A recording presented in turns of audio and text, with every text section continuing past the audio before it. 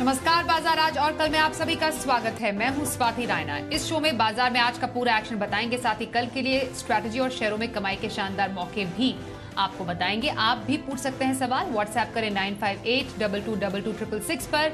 Social media platforms पर पूछिए सवाल, फेसबुक पर @ZBusiness ऑनलाइन, ट्विटर पर @ZBusiness पर अपने सवाल भेजें, #बाजार आज और कल लिखकर।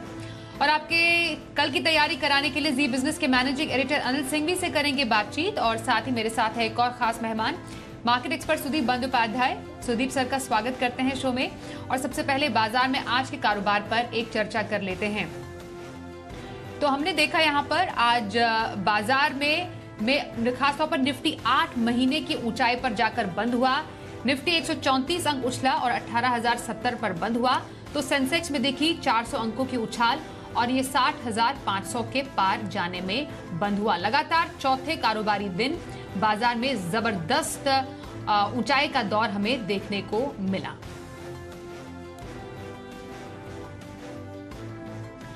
और आइए एडिटर्स टेक में अनिल जी से समझते हैं कि बाजार में लगातार तेजी कहां से आ रही है।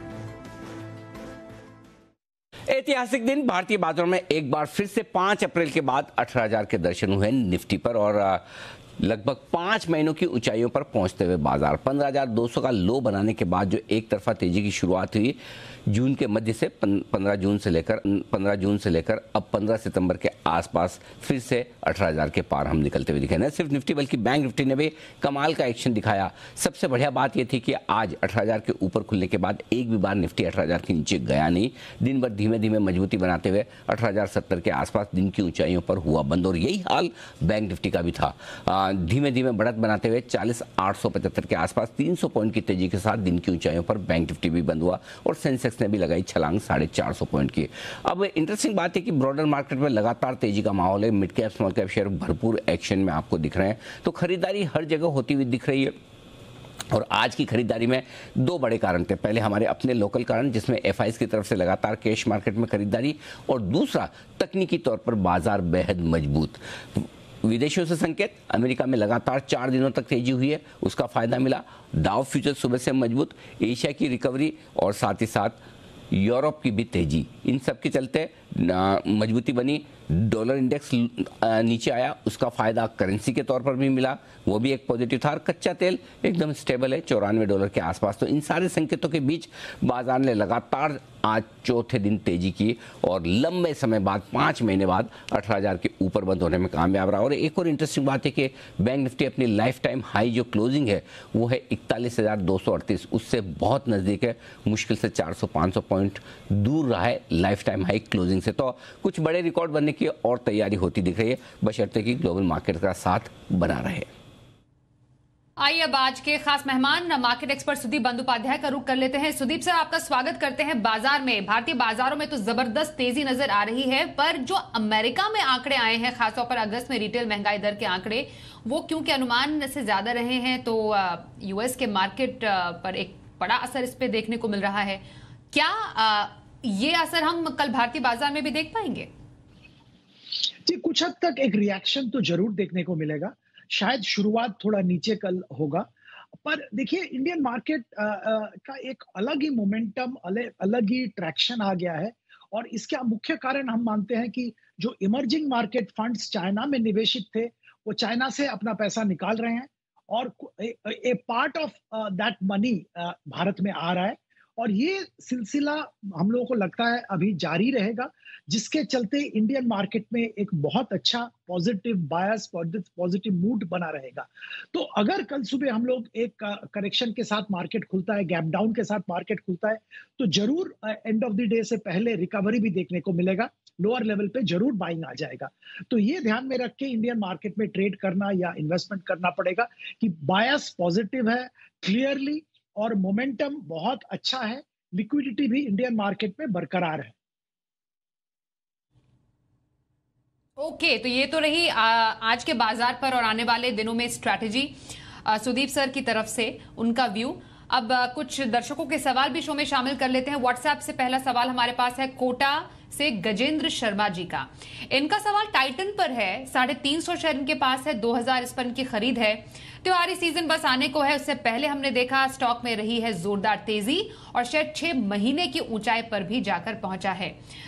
इन्हें बम्पर फायदा है अपने खरीद पर, क्योंकि इनके बॉट प्राइस से काफी ऊपर अभी टाइटन का शेयर उछला है और 2,46,943 के मुनाफे पर बैठे हैं गजेंद्र शर्मा साहब। तो अगर गजेंद्र जी हमें देख पा रहे हैं तो आपको सबसे पहले बहुत बहुत बधाई।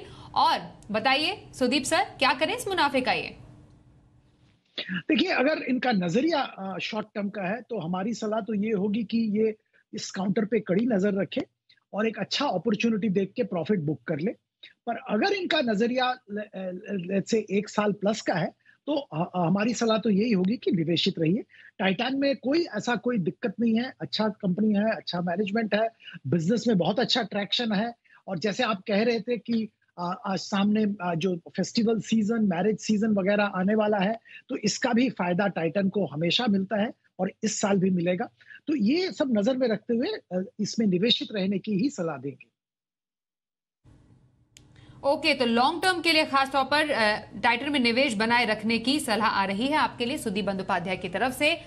अगला जो स्टॉक है वो गाजियाबाद से बाबू कुमार जी का है, आरबीएल बैंक। 350 शेयर इनके पास है आरबीएल बैंक के, 151 है इनकी इस स्टॉक पर खरीद। फिलहाल आरबीएल बैंक में कुछ नुकसान में जरूर है। आपसे जानना चाहेंगे सुदीप सर, क्या करें इस स्टॉक में? जी, अगर इनका नजरिया लंबी अवधि का है तो हमारी सलाह तो होगी निवेशित रहिए। देखिए, आरबीएल बैंक में बहुत सारे इश्यूज, बहुत सारे चैलेंजेस आए थे बीच में। मैनेजमेंट चेंज भी हुआ था और उस मैनेजमेंट चेंज को लेके, एसेट क्वालिटी लेके बहुत शंका था और ये शंका के कारण काउंटर में सिग्निफिकेंट करेक्शन देखने को मिला था और इसी के चलते बहुत लॉस में निवेशक थे और ये भी सज्जन भी लॉस पे है। उनके खरीद प्राइस के नीचे अभी भी प्राइस कामकाज कर रहा है। पर पिछले दिनों में हमने देखा है कि बैंक में बहुत अच्छा ट्रैक्शन आया है। एसेट क्वालिटी में भी हम लोग ये बिलीव करते हैं कि जो भी इनका प्रॉब्लम था वो राइट ऑफ प्रोविजन वगैरह हो चुका है और इस हालत में जैसे क्रेडिट ग्रोथ बढ़ रहा है और एसेट क्वालिटी इनका इंप्रूव हो रहा है और इनका रिटेल एसेट जो लायबिलिटी साइड है वहां पे भी इनका फोकस है, तो अच्छा खासा कासा इकट्ठा कर रहे हैं। तो ओवरऑल मार्जिन भी आने वाले दिनों में बढ़ने की उम्मीद है। सब जो संकेत है ये पॉजिटिव है। तो यहाँ पे अगर 1 साल का नजरिया है तो निवेशित रहिए। 1 साल का नजरिया आरबीएल बैंक पर रखते हैं तो निवेश बनाए रखने की सलाह सुदीप बंदोपाध्याय की तरफ से। दिल्ली से कमल जी हमारे साथ हैं, स्वागत करते हैं। Good evening. कौन से स्टॉक पर सवाल है आपका? मैडम, मेरा सवाल है एबी कैपिटल पे। मैंने शॉर्ट टर्म के लिए ये लिया था 106 पे और मुझे पता करना है ये इसका फ्यूचर कब तक है। वैसे इसका ट्रेडिंग स्टॉप लॉस मैंने अभी जैसे आजकल 117 रुपए तक चल रहा है तो ट्रेडिंग स्टॉप मैंने लगाया है उस पर। आगे ये कितना बढ़ सकता है मुझे इसका जानना है। एबी कैपिटल, क्या राय देंगे शॉर्ट टर्म के लिए सुदीप जी? देखिए, शॉर्ट टर्म के लिए भी इसमें कोई दिक्कत हम लोगों को नहीं दिख रहा है। ओवरऑल एनबीएफसी और बैंकिंग क्षेत्र में एक पॉजिटिव मोमेंटम है। हम हमेशा पिछले करीब 1-2 महीने से यही बात कर रहे हैं कि बीएफएसआई में अच्छा खासा पॉजिटिव मूवमेंट सारा साल मिलने की उम्मीद है। एसेट क्वालिटी इंप्रूव हुआ है, क्रेडिट ग्रोथ अच्छा हो रहा है, सारे वर्टिकल्स में पॉजिटिव मोमेंटम है। और जैसे कि हम जानते हैं एबी कैपिटल में हेल्थ इंश्योरेंस जो बिजनेस था वहां पे बहुत बड़ा निवेश अबू धाबी इन्वेस्टमेंट अथॉरिटी के तरफ से आया है, वो भी बहुत बड़ा पॉजिटिव है इस कंपनी के लिए। ओवरऑल मैनेजमेंट में भी थोड़ा बहुत चेंज देखने को मिला है। तो ओवरऑल हम लोग मानते हैं कि यहाँ पे आप निवेशित रह सकते हैं। शॉर्ट टर्म में भी आप सही कर रहे हैं, स्टॉप लॉस लगा के आप निवेशित हैं, तो स्टॉप लॉस ऊपर करते जाइए और मुनाफा लेते जाइए। ऐसे ही मेरे ख्याल से शॉर्ट टर्म में भी आपका मतलब इन्वेस्टमेंट ठीक रहेगा। ओके, एबी कैपिटल में बने रहने की सलाह सुदीप बंदोपाध्याय की। अगला सवाल लेते हैं जोधपुर से जय कुमार सिंघवी का। BHEL पर सवाल है, भेज रहे हैं ये 2000 शेयर इनके पास है, 66 है इनकी खरीद BHEL पर। हमने देखा 8 महीने के ऊपरी स्तर से शेयर में मुनाफा वसूली दिखी है, ये कुछ नुकसान में भी है। क्या करें स्टॉक में ये सर?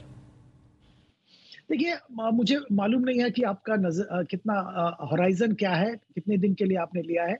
शॉर्ट टर्म में ट्रेडिंग के लिए लिया है तो मैं यही कहूंगा कि आप पॉजिटिव मोमेंटम ओवरऑल मार्केट में है तो इसका फायदा लेके प्रॉफिट, जब प्रॉफिट में आएगा तो एग्जिट ले लीजिए। लॉन्ग टर्म में यहाँ पे हमारा भरोसा नहीं है। इस कंपनी के बहुत एक्सपेक्टेशन सारे निवेशकों का, सारे एनालिस्ट का रहता है, पर सालों से ये एनालिस्ट को डिसअपॉइंट करते आए हैं। जो मेन बिजनेस है वहां पे कंपटीशन बहुत जबरदस्त है, बॉयलर का बिजनेस है, और ये बॉयलर में जो प्राइस रियलाइजेशन ये भी बहुत डिलेड होता है। जो सप्लाई करते हैं उसका डिलेड रियलाइजेशन होता है, वर्किंग कैपिटल की दिक्कतें आती हैं। सरकारी कंपनी है, वहां पे डिसीजन मेकिंग का भी कुछ प्रॉब्लम्स इस काउंटर में देखने को मिला है। पहले भी डिसइन्वेस्टमेंट का बात हो रहा था, वहां पे भी कुछ खास प्रोग्रेस नहीं हुआ है। ओवरऑल लॉन्ग टर्म के लिहाज पे यहाँ पे निवेशित ना रहने की सलाह देंगे।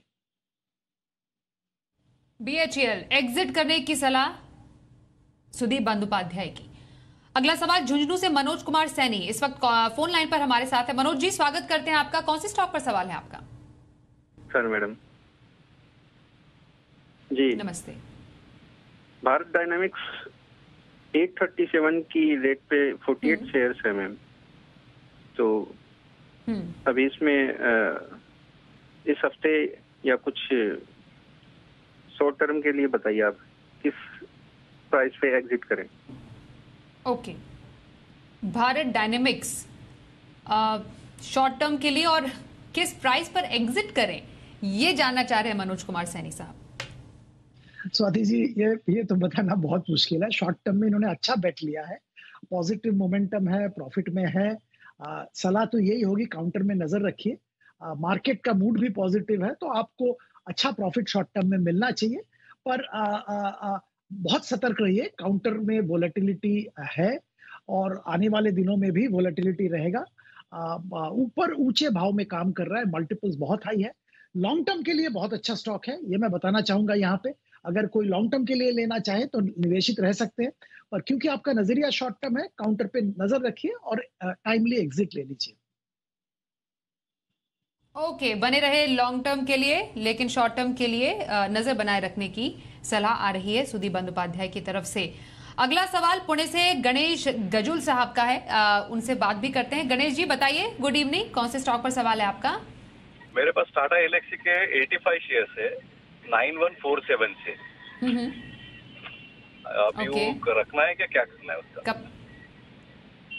कब तक आप रखना चाहते हैं? नहीं, कितना दिन रखना चाहिए उसको? ओके, हेलो, बताइए सुदीप सर, इनकी समस्या का समाधान क्या हो? देखिए, काउंटर तो बहुत ही अच्छा परफॉर्म किया है ओवर इयर्स, और अभी भी ये थोड़ा हटके टेक्नोलॉजी कंपनी है और इनके बिजनेस में कोई दिक्कत नहीं है। हमेशा मार्जिन और जो revenue prediction, margin prediction, profitability prediction market का है, एनालिस्ट का है, वो बीट करते आए हैं। बेहतरीन परफॉर्मेंस दिखाया है, निवेशक ने बहुत पैसा कमाया है इस काउंटर में। तो अगर आप लंबी अवधि के लिए रह सकते हैं तो निवेशित रहिए, कोई दिक्कत नहीं है। शॉर्ट टर्म में थोड़ा वोलेटिलिटी आ सकता है कभी भी। इसका मुख्य कारण है कि बहुत ऊपर के मल्टीपल्स पे काम कर रहा है, तो मार्जिन ऑफ एरर बहुत कम है यहाँ पे। तो वोलेटिलिटी शॉर्ट टर्म में जरूर देखने को मिल सकता है, पर अगर आप लंबी अवधि के लिए निवेशित रह सकते हैं तो बेझिझक निवेशित रहिए, अच्छा रिटर्न आपको मिलेगा। ओके, तो टाटा एलेक्सी में एक लॉन्ग टर्म का नजरिया आप बना सकते हैं, ये सुझाव आ रहा है सुदीप बंदोपाध्याय जी की तरफ से। थाने से प्रियंका जैन का सवाल लेते हैं। रेलटेल पर इनका सवाल है, 5300 शेयर इनके हैं और 126 है इस पर इनकी खरीद। रेलटेल, क्या सलाह देंगे सुदीप जी? ये क्या कर सकती हैं अपने इस खरीद पर, क्योंकि बहुत भारी नुकसान है इन्हें, लगभग 92,000 के नुकसान पर है ये रेलटेल में।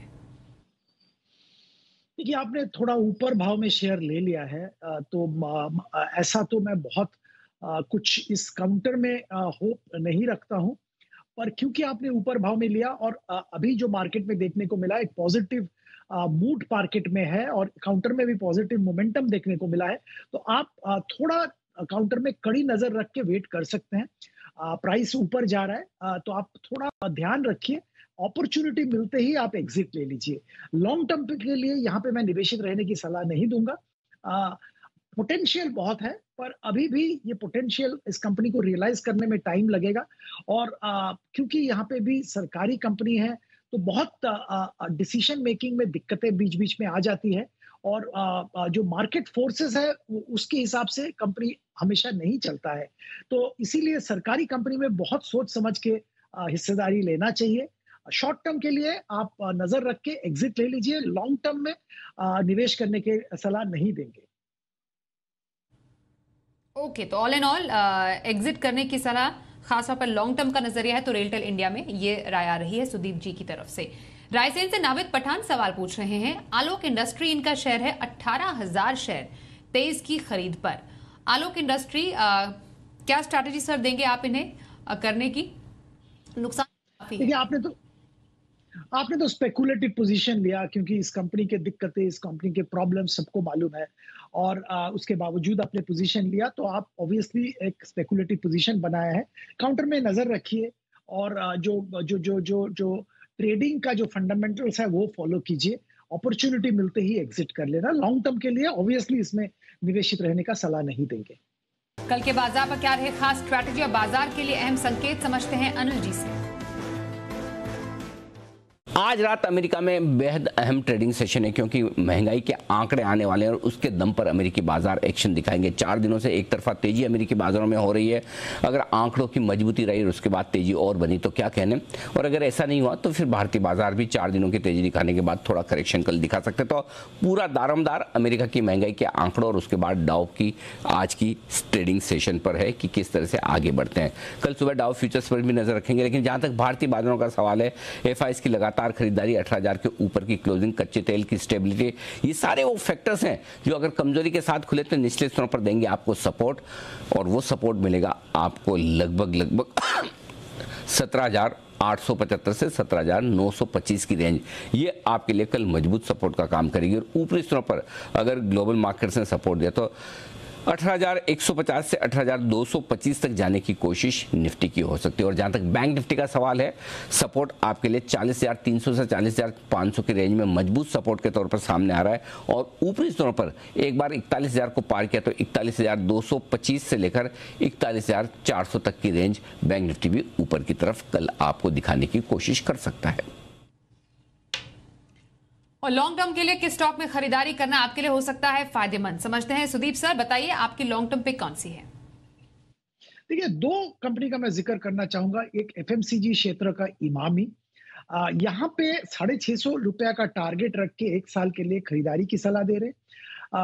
खास बात यह है कि इन्होंने अपना रूरल डिस्ट्रीब्यूशन पे बहुत ध्यान दिया है। प्रोजेक्ट शक्ति बोल के एक प्रोजेक्ट के जरिए ये रूरल इंडिया में रीच आउट कर रहे हैं।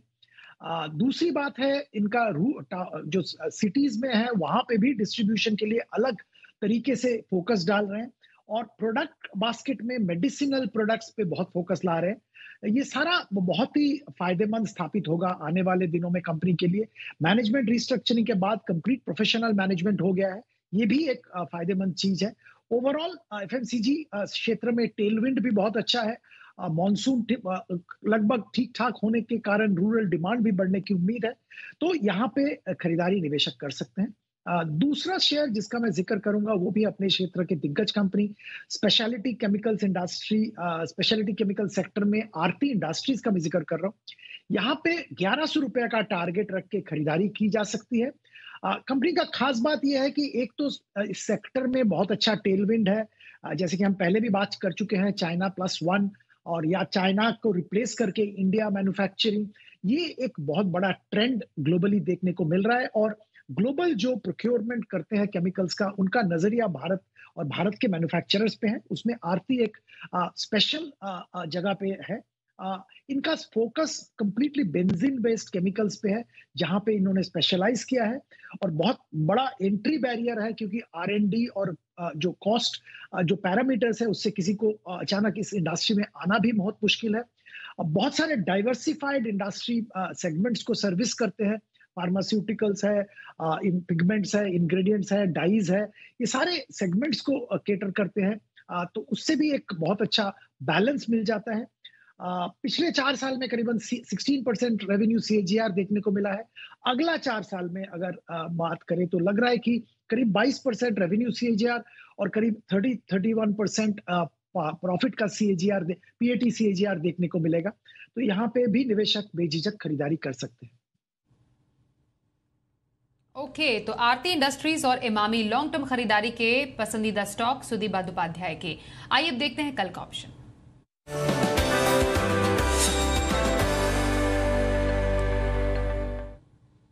एसएमसी ग्लोबल के नितिन मुरारका है हमारे साथ। नितिन जी, स्वागत करते, बताइए कल की ऑप्शन स्ट्रैटेजी कहां रखी जाए? देखिए, कल जैसा अभी एसजीएक्स निफ्टी दिखा रहा है, करीब 230 पॉइंट एसजीएक्स निफ्टी डाउन है। नेस्डैक में भी करीब 400 पॉइंट की सेलिंग है, 3% डाउन है। बट अगर ये गैप से खुलेगा तो हमें कॉल ऑप्शन बाय करनी चाहिए, क्योंकि और स्ट्राइक अभी नहीं सेलेक्ट करेंगे क्योंकि किस लेवल पे खुलता है ये पता नहीं।